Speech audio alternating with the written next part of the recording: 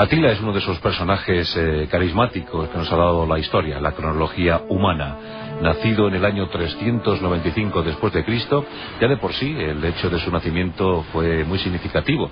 ¿Por qué? Porque en ese año se fracturaba definitivamente, tras la muerte del emperador romano Teodosio, un segoviano de pro, pues se fracturaba definitivamente, como decía, el Imperio Romano en Oriente y Occidente.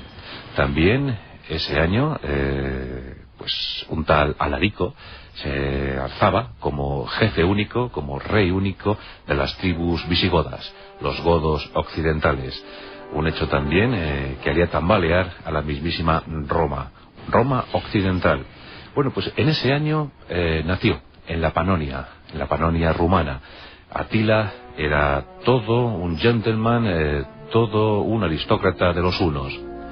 Una infancia al calor de las enseñanzas recibidas a cargo de los prisioneros de guerra que capturaba la tribu.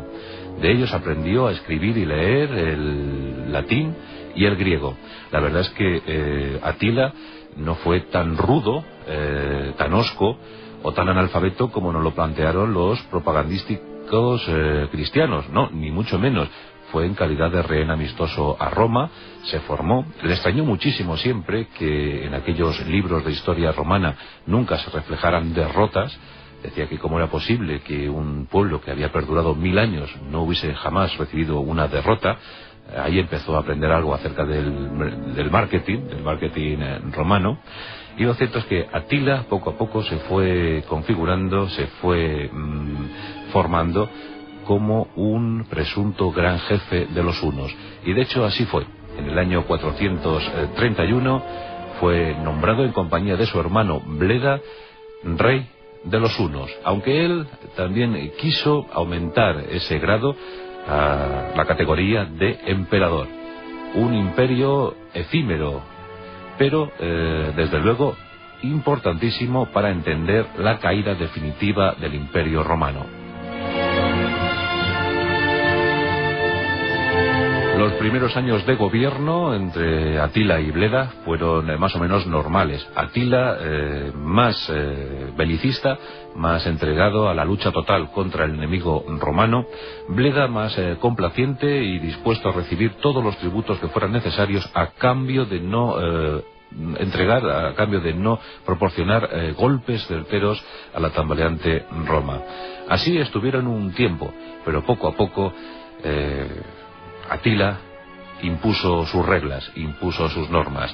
Bleda estaba muy enfadado porque era el hermano mayor y él quería predominar ante todo y ante todos. Aunque su pueblo no es que le rindiera mucha pleitesía, mucho homenaje, estaban más por las tesis propuestas por el indomable Atila. Se sabía que tarde o temprano los dos hermanos acabarían en conflicto. Pero no fue una lucha fratricida, no fue una lucha civil, no fue una guerra entre dos bandos. Fue algo más civilino. La casualidad, el infortunio, o vaya usted a saber qué, quiso que Atila se quedara como único figurante en este plano, en este capítulo de la historia. Un buen día, Bleda salió a cazar. Le gustaba mucho cazar. En compañía de un enano mauritano que hacía las delicias de Bleda, pues salió rumbo a la aventura. El propósito era cazar algún jabalí, alguna pieza pequeña, algún conejo, divertirse un ratito en aquella mañana. Además del enano mauritano, le acompañaba su guardia personal. Por tanto, Bleda se sentía protegido.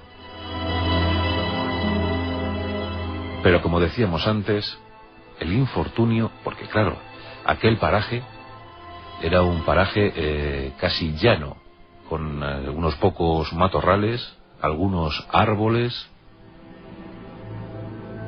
pero apenas nada más.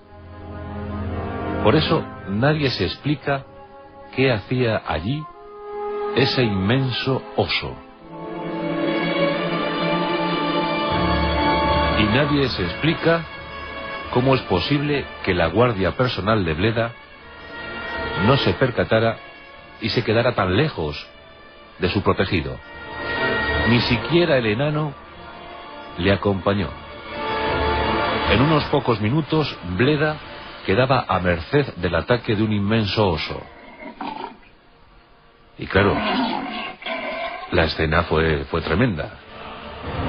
Y aquí también en nuestra historia patria tenemos el ataque de un oso a Fabila, uno de los sucesores del rey Don Pelayo, pero aquello nadie lo supo explicar, nadie supo argumentar qué narices hacía aquel plantígrado en aquel paraje tan inhabitual para un oso. Un oso enorme que se abalanzó, estaba como enfurecido, se abalanzó sobre Bleda y la verdad es que tardó muy pocos minutos en destrozarle, en desmembrarle y acabar con su vida. La guardia personal no hizo nada. Dicen o dijeron que estos guardias habían quedado helados por el miedo y que no habían podido hacer nada. Claro, eso nadie quiso creerlo.